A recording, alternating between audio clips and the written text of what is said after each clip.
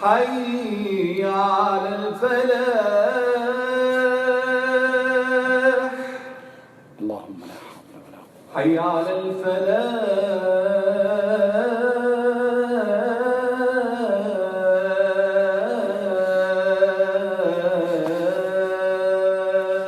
اللهم لا حول ولا قوة إلا بالله. الله أكبر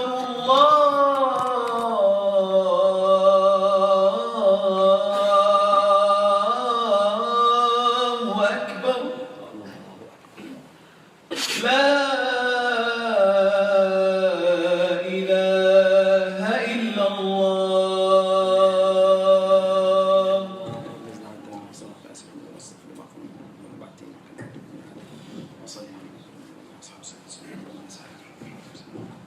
بسم الله الرحمن الرحيم.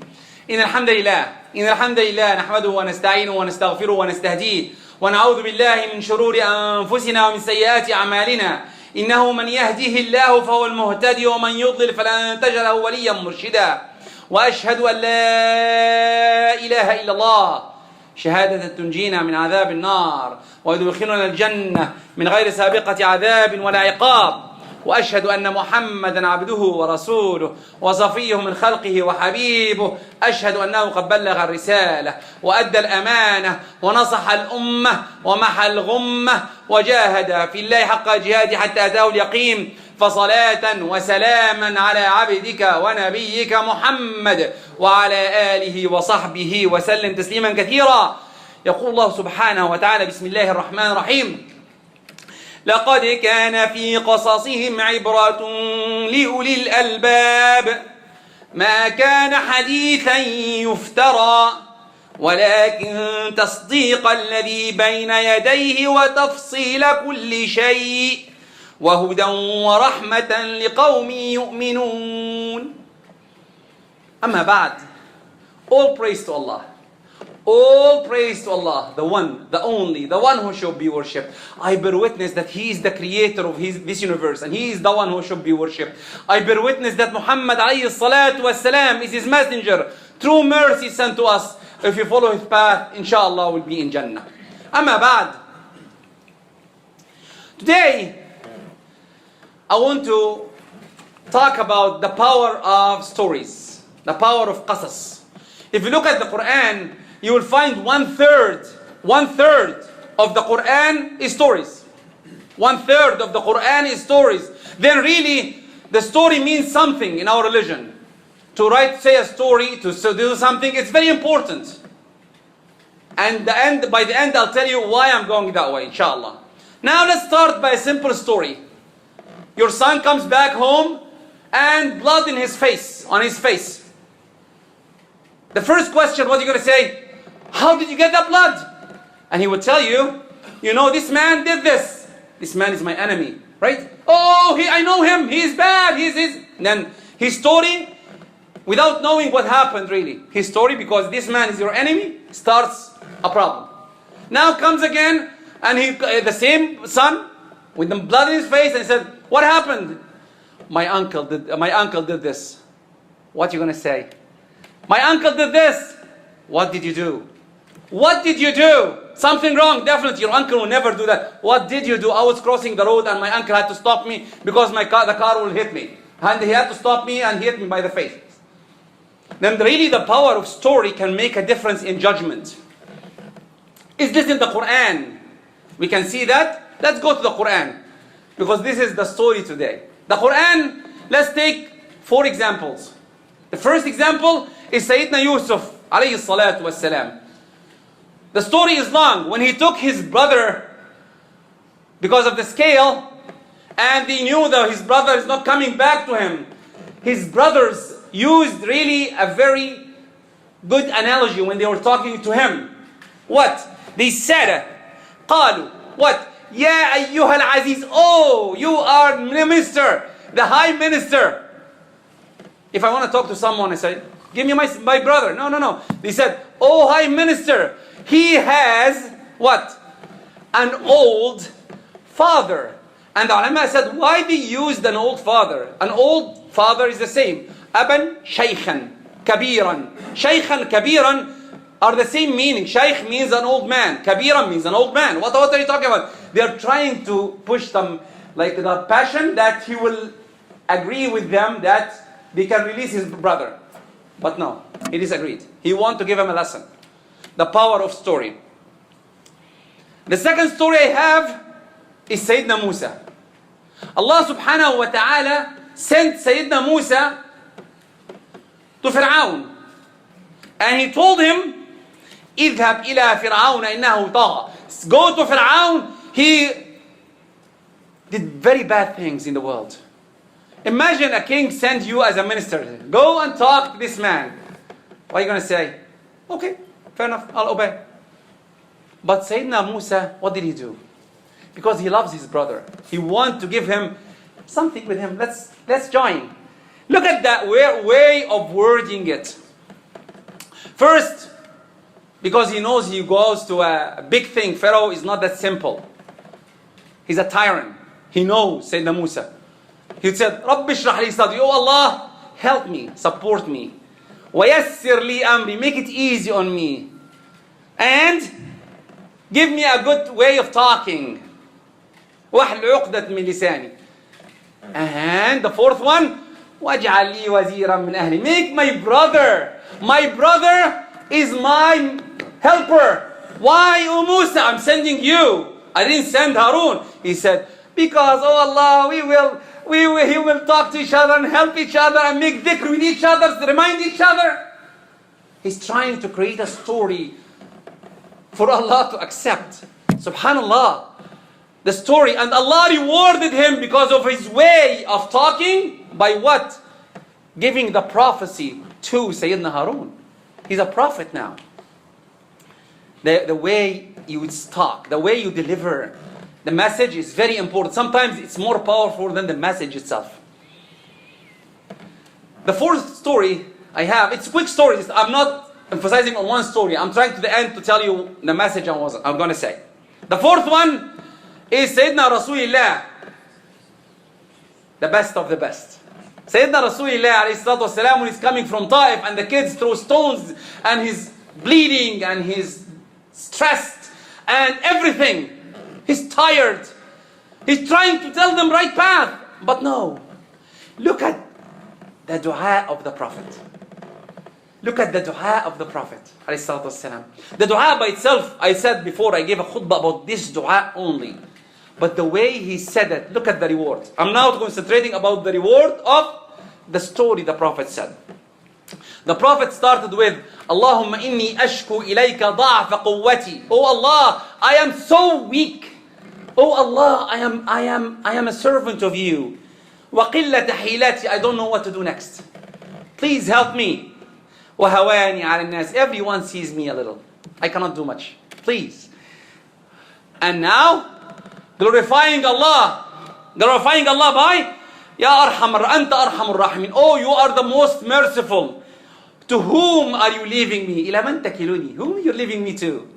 إِلَى عَدُوٍ يَتَجَهَّمُنِي. My enemy is trying to attack me, or a relative who is holding me, the people in Mecca. He cannot go back to Mecca. If you are not angry with me, I have no problem. I have no problem. Look at the end of it. Look at the end.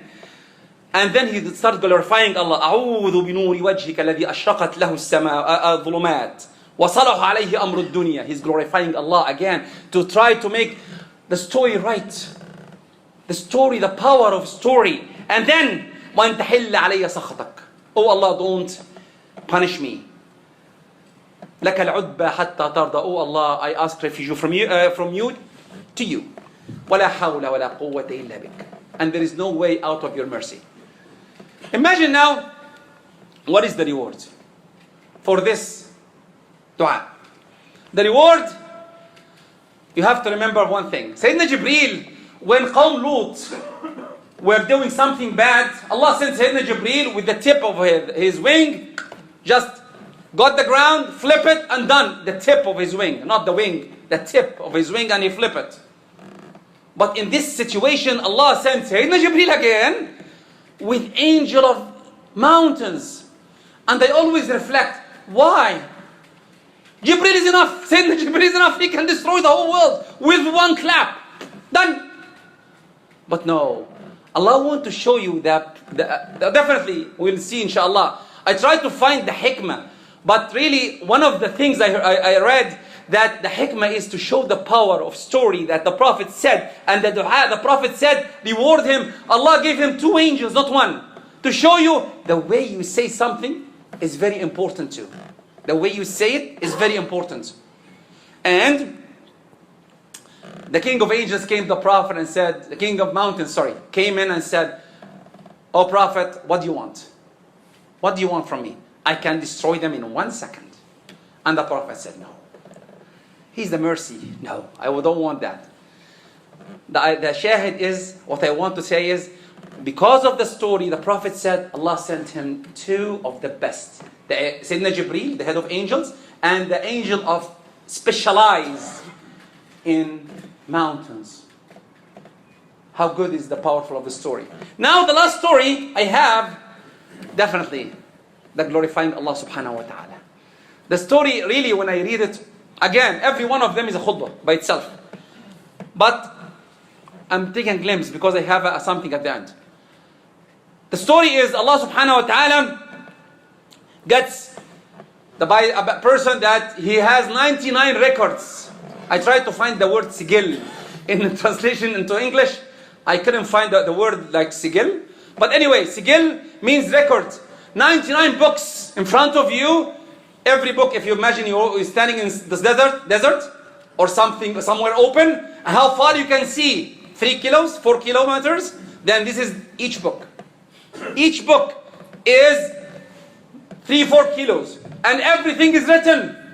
Everything is written. I always say, everything you do, you think, you dream about is there in this book.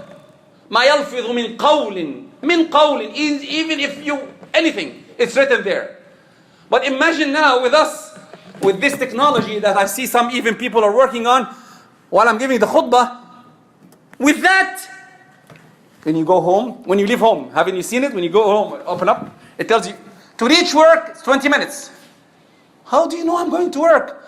In the weekend, to reach Costco, you have to 15 minutes, and so on. How does it know? It knows. And this is, we are in 2019 now. Now imagine in 3019, what will happen? Allah, it would be another thing in the world. Anyway, everything is written. And Allah bring this man in front of everyone. And the story, when you read it, it's simple story. It can be finished with 2 sentences. But the story is long. And they have to say it. Allah bring him and said, do you have any excuse of this sins written in this 99 books? Each one is 3 kilometers? Do you have any excuse? And the wise man said, no. Do you have any story you can share with me that maybe you have something I don't know? Definitely, Allah knows everything. But really, the story is to show you what's the outcome of it. And subhanAllah, the wise person, no, I don't have an excuse. Sorry, no, I don't. Allah said, no, today, no one will be deprived anything. Okay? What do we have? And the hadith said, then a bitaqa comes out. A bitaqa means a card.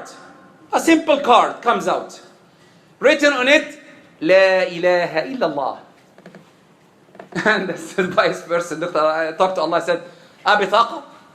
99 records, each one 3 kilometers. And this bitaqa will do anything? What is the bitaqa card? Allah said, I have to be just.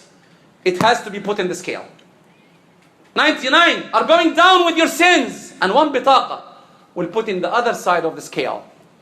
And every record flies. And it said, لا يثقل مع اسم الله شيء. Nothing have weight in front of Allah, in Allah's name. The story at the end means that you have to keep on saying La ilaha illallah. Always. If you say La ilaha illallah muqinan biha, if you are sure about it, دخل الجنة. If you are sure about it, this means that you don't question La ilaha illallah with the meaning. The problem is sometimes even we question it physically. No questioning. Anyway, the story, the power of story. How to say it. The idea is why I'm saying all what I'm saying. Ramadan is coming, inshallah, we'll start Ramadan this Sunday. We'll pray Taraweeh, inshallah. And Monday is the first day of Ramadan. May Allah make us from the people who reach Ramadan. Are you ready to prepare a story, to talk to Allah? To tell Him that I need something from you? Do you have something from Allah? Do you need something? Do you need something from Him? Or you are rich, you don't need anything from Him? All of us need something. If you don't need something, sorry, think again. Try to find something. Everyone needs Allah subhanahu wa ta'ala. Are you ready to create a story to ask Allah, what do you want? You can say, oh Allah, give me money. Done. خلاص. But imagine with me that you say this story. Oh Allah, you're glorified. You're the most merciful. You are the most passionate. You know my situation. I need some money to help me and help my family and give the poor. And start creating a story. Try to ask Allah nicely. The wording is very important. Very important, wallahi. More than the thing itself. Imagine someone comes to you and tells you, hey you, I want this. Okay? You can say yes or no. Done. But imagine you go to him and say, I know you're a good man. You're a best person here. Can you please help me? You know I have a family and I have kids and I have... With a nice way. Create the passion to talk. Create the way to talk. The Quran, 1/3 of its stories. 1/3. 1/3 of it is telling you what you should say and what you shouldn't say. The understanding of the Quran is very important. That's the message I want everyone to understand. When you make the dua, try your best to make it in a nice way, nice story. Allahumma inni Allahumma ighfirli. You can say Allahumma ighfirli, Allahumma arhamni, and I'm done. But no, make a story. Oh Allah, you know I am the most sinner. I'm the most bad person in the world. Oh Allah, you know me better than me. Oh Allah, forgive me. Oh Allah, I want your forgiveness. Without your forgiveness, I will be going astray. This is the way you should stand. This is the way you should ask Allah. May Allah make us from the people who reach Ramadan. Make us Allah from the people who be accepted in Ramadan. أقول قولي هذا وأستغفر لكم فاستغفروا يا فوز المستغفرين.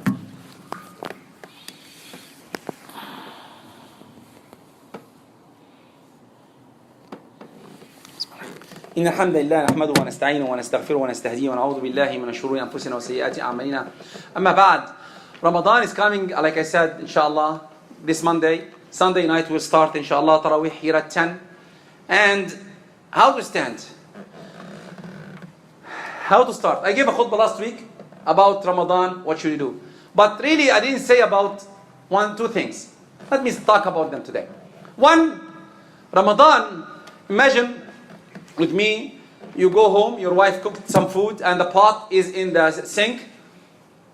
And the next day, what about the pot? What's in the pot? It's dirt, and it's old food and stuck food. Can you use it again? Can you use this food? Can you use this pot? Or what you do? You clean it up first. Or you use it. I don't see anyone using it. You have to first clean the pot. Clean the pot. What does it mean? From last Ramadan until this Ramadan, our pots, our hearts are full of what? Anger. Are full with hate. Are full, this man did this boy did this. We need first to sit and cleanse our hearts. Clean. Make sure that you go the first day, Sunday, with a clean heart. With an open heart. You will receive a message everywhere saying, please forgive me, through WhatsApp or through anywhere. But really you have to mean it. It's not a forward message. It doesn't work that way. Like you have a car to go to a gym and you stay home. And I'll be good, I'll be a good athlete. It doesn't work. It doesn't work that way. You have to go to the gym. The same idea. You have to cleanse the heart. How to cleanse the heart? First, you make dua. That Allah will help you cleanse the heart because it's very hard, very complicated. You ask Allah to cleanse your heart. 2, try in Ramadan to use every minute in the right path, in Allah's path. How? But don't lose time. Like we enjoy losing time. How? Too much food, like I said last time. Too much food, too much watching TV, too much doing something which is not right. Talking. Use just 1 month. Just 1 month. Try to use it in something good. Just 1 month to do that. 2, remind yourself. Remind yourself that Ramadan is here. It's a course that we need to enjoy and join. Don't use it as the gym card. I have a gym card in my pocket. Now I'm fit. Doesn't work that way. You have to go to the gym. The same. Ramadan is here. Are you joining? Are you there? Coming to the masjid? Are you holding your tongue? Are you working? Are you reading? Many things. Are you ready to join Ramadan? That's the question. Ramadan will be here, accept it or not. But really, it's up to you to decide. Will you join or not? Remind the best thing, control the anger. If you are someone who gets angry, control your anger. How to control your anger? 1, definitely in the masjid you need to control your anger. How?